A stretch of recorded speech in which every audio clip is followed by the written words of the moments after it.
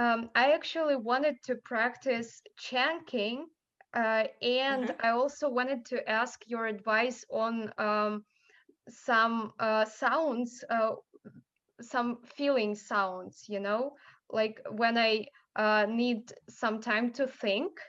Mm-hmm. I constantly produce those unnecessary noises, and I feel like I cannot do anything about it. Mm.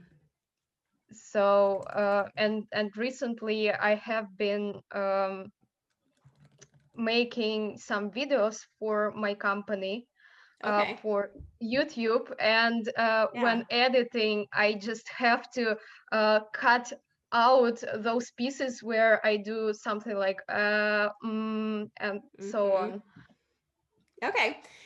Yeah, so let's give you, I'm going to give you some kind of tips and tricks with filler words. I call them filler words when the ums and the uhs and some of those words that when you're thinking about what to say or you're not sure how to link it to the next word, that those filler words tend to come in.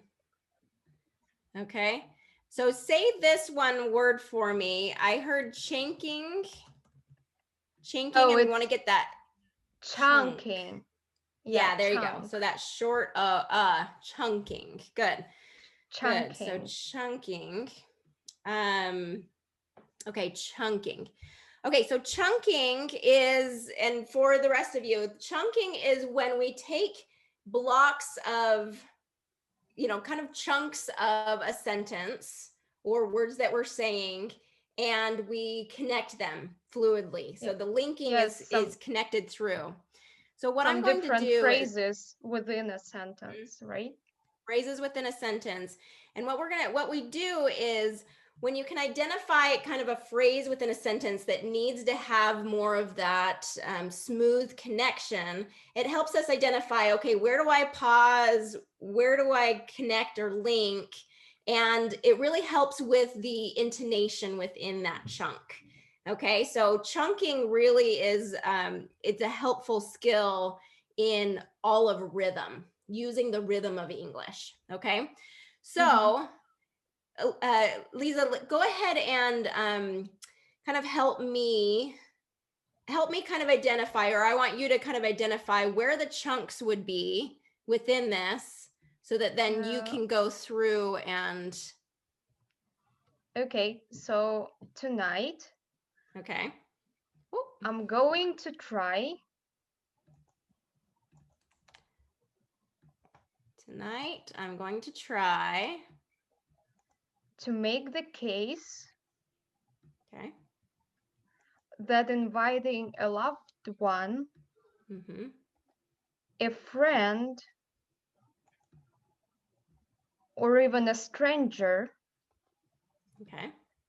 to record a meaningful interview with I feel like I would stop after the interview, but Okay. I'm not So sure.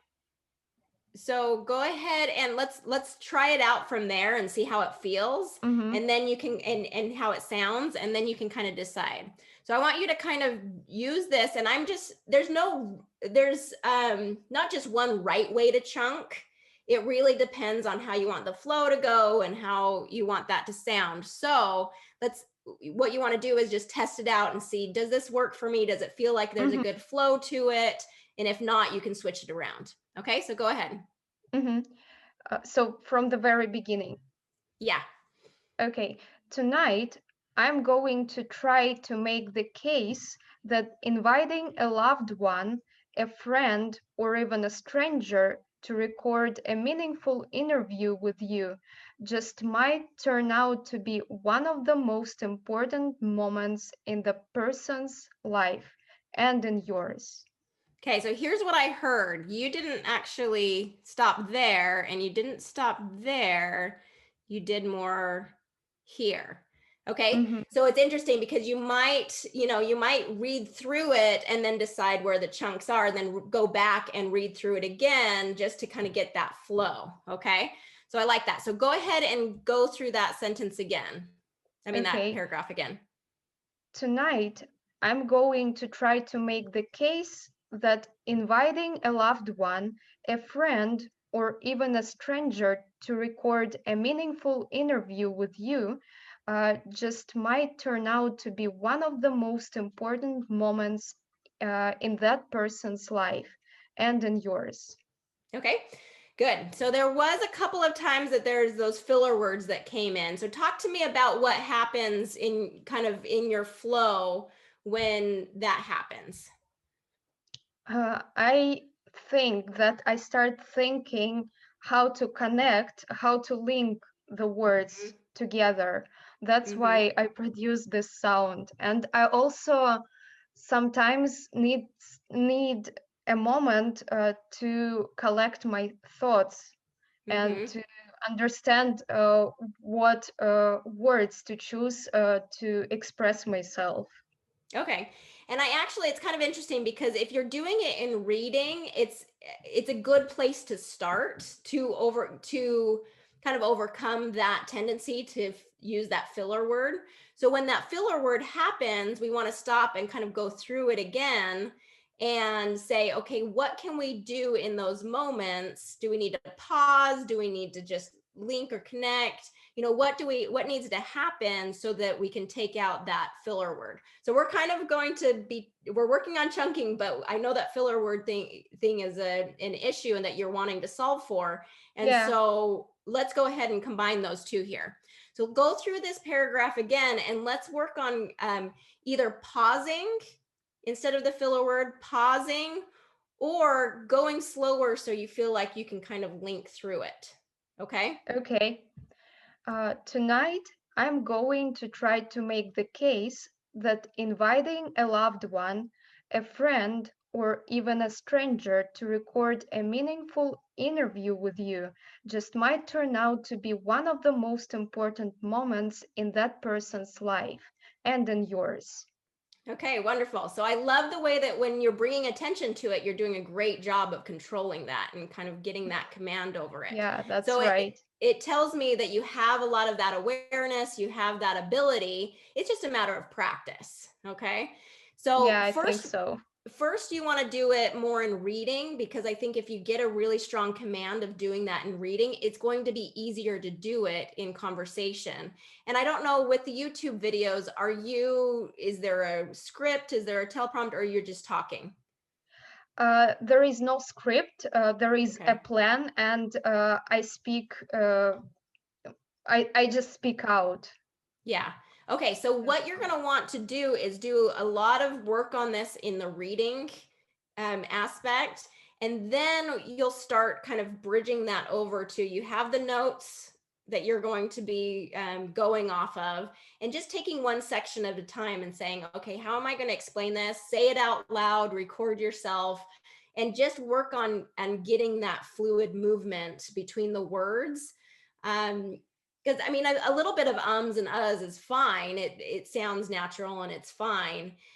But when you're feeling like it's just too much and I'm doing it too often, that's just when we need to get more practice. So you suggest to make a script just in case um, If for you for want to, some time. so I should tell you this is that I have the same issue. So I have a lot of filler words. There's a lot that I'm trying to think about as I'm trying to teach and do videos. So I usually do a teleprompter. I usually Hmm. do it where I write everything out, I get a feel for what I want to say. So then my delivery on video is is more polished, I guess, because we have that advantage with video. We have that Yeah, advantage that's where right. you can do it ahead of time and you can do it exactly the way that you want to do it. That's And then true. I Yeah. also find that with video, you want to be quick and succinct, right? You don't want to waste anybody's time when they're watching a video. And so the more ums and uhs, it tends to lose you might lose the audience a little bit faster than live working with them. So I tend to use more of a teleprompter and then just work on the delivery of that, kind of like when you're reading. You know what I mean? You use Yeah, that's that, right. you get into that flow and it's easier to get into that flow. So that's what I do. It's totally up to you, because sometimes the people are like, oh, that's a lot of work. I just need to get up in front of the camera and do it. But just to know that even a native speaker, I'm going to have ums and uhs and, Yeah, all of those course. things. And so it's very natural to, very normal to be having that kind of help. Like in some life situations, I think it's okay to use filler words, but Mm-hmm. when you start working with an audience, it's a bit different.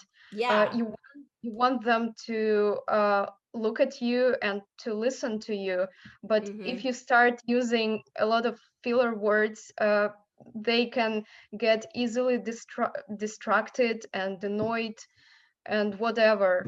So Yeah. I Yeah. usually don't listen to those people who produce a lot of noises, Mm. and Mm-hmm. it's just really annoying for me.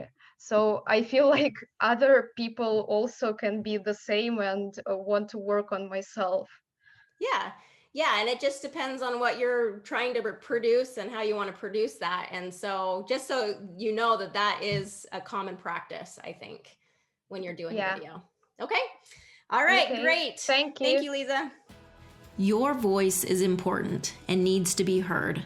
If you're ready to speak English clearly and with greater confidence, I invite you to start your free 7-day trial at pronunciationpro.com.